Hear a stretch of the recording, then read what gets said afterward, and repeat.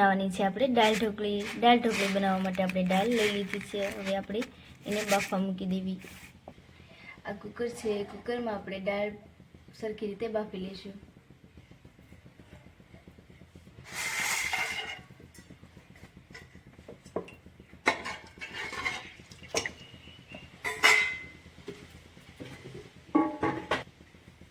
દાળ આપણી ઉમારાઈ ગઈ છે. હવે આપણે હળદર અને થોડુંક મીઠું ઉમેરી દઈશું. આપણે હલાવી લઈશું.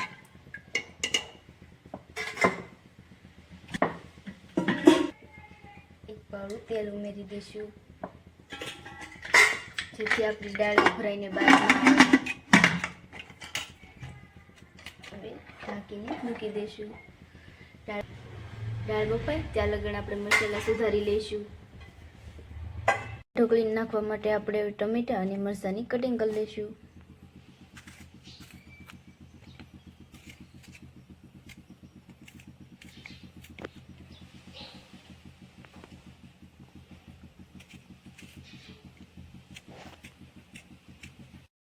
ટમેટા મરચાં આપણે કટિંગ કરી લીધા છે. લીંબુનો રસ કાઢી લીધો છે. હવે આપણે ઢોકળીનો લોટ તૈયાર કરશું.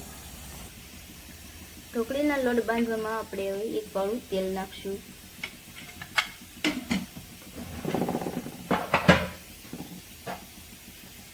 થોડોક આપણે લોટ બાંધી લઈશું. ઘઉંનો લોટ લઈ લઈશું થોડોક આપણે.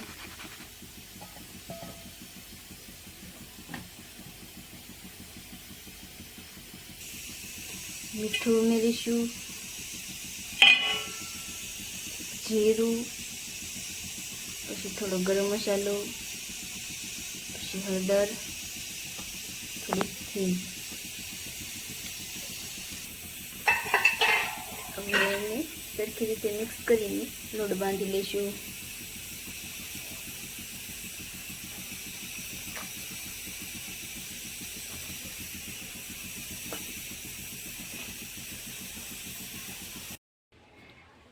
દાળ બફાઈ છે એ આપણે જોઈ લઈશું. હવે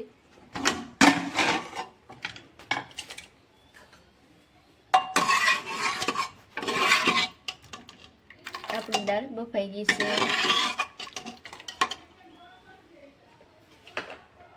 હવે એમાં હેઠે ઉતારી લઈશું.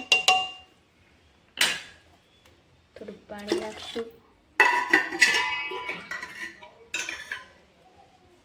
એક ગ્લાસ પાણી નાખશું અને છેવણીના મદદથી આપણે હવે હલાવી લઈશું.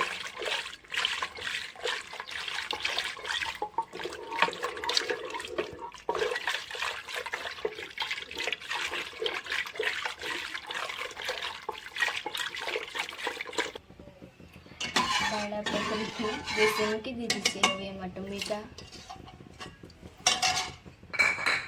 મરચાં,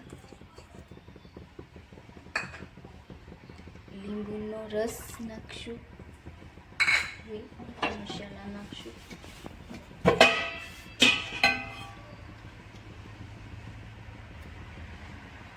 હળદર,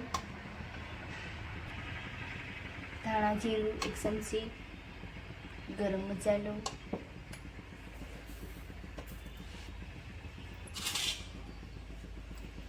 હવે મોરસ નાખી દઈશું થોડીક,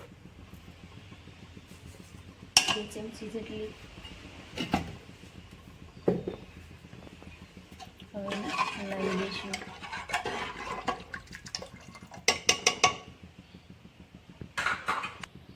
થોડુંક મીઠું લીમડું અને હવે કુકરને ઢાંકી દઈશું.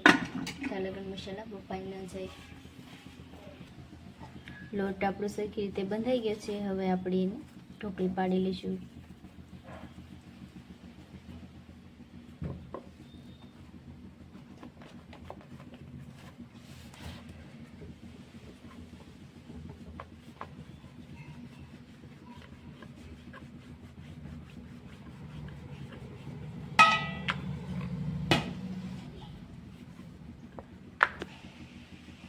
હવે આને આપણે કટિંગ કરી લઈશું.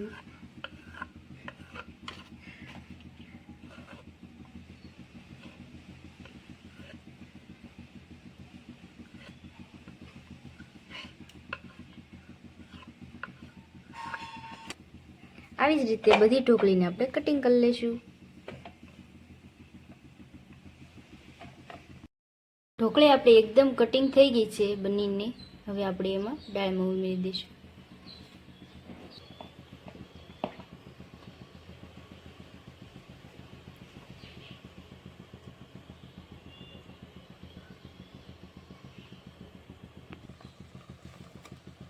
ઢોકળી આપણી ઉમેરાઈ ગઈ છે. હવે આને 10 થી 15 મિનિટ સડવા દઈશું. સરખી રીતે સડી જાય એટલે આપણે એને વઘારી લઈશું.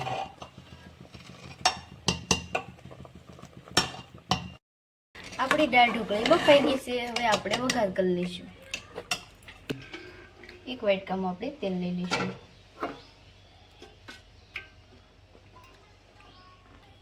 તેલ આપણું ગરમ થઈ ગયું છે. હવે એમાં રાઈ,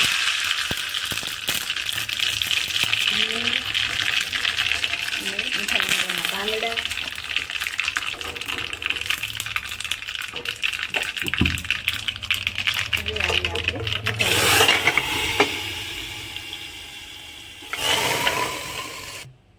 વઘાર નાખ્યા પછી આપણે એને સરખી રીતે મિક્સ કરી દઈશું. આપણી દાળ ઢોકળી હવે તૈયાર છે.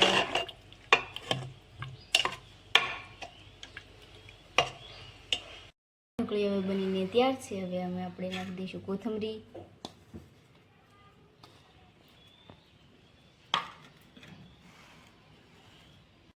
તમને અમારી રેસીપી ગમી હોય તો લાઈક, શેર અને સબસ્ક્રાઇબ કરી દેજો.